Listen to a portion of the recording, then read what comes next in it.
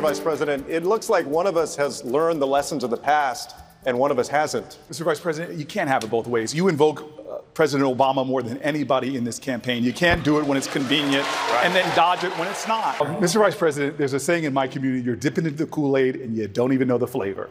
Your plan does not cover everyone in America. By your staff's and your own definition, 10 million people, as many as 10 million people, will not have access to health care. President Trump is trying to sell NAFTA 2.0. He's got a new name for it. It's just as dangerous as the old NAFTA. It's going to take away American jobs like the old NAFTA, like it did to Michigan.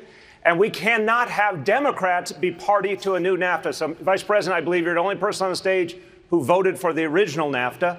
Are you ready to say here and now that you will oppose a new NAFTA and that what you will believe in, which a lot of us hope for, is trade treaties that empower organized labor across the boundaries of the world and give working people power again, not just multinational corporations? Yes. Your response? Your response, sir? Yes. That's it? No, he said, would I insist that labor be engaged? The answer is yes. I consider that a victory. Well, I love your affection for me. You spent a lot of time with me. He wrote in an op-ed was that he believed that women working outside the home would, quote, create the deterioration of family.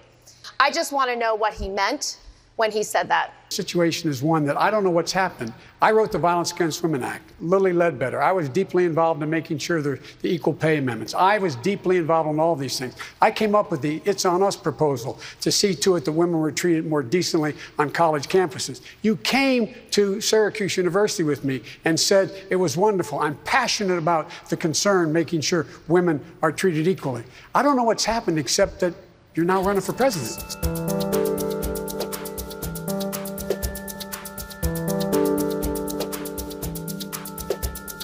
The senators had several plans so far. And anytime someone tells you you're going to get something good in 10 years, you should wonder why it takes 10 years. If you notice, there's no talk about the fact that the plan in 10 years will cost $3 trillion. Unfortunately, Vice President Biden, you're just simply inaccurate in what you're describing. The reality is that our plan will bring health care to all Americans under a Medicare for All system. The plan, no matter how you cut it, costs $3 trillion when it is in fact employed. The cost of doing nothing is far too expensive. There are a lot of Americans right now that are hurting. Ask fast food workers that I joined a couple of weeks ago that are working for minimum wage and can't provide for their families or pay the rent. So the idea that America is doing just fine is wrong. So many people feel like the economy has left them behind. What we have to do is we have to say, look, there's record high GDP and stock market prices. You know what else are at record highs? Suicides, drug overdoses, depression, anxiety.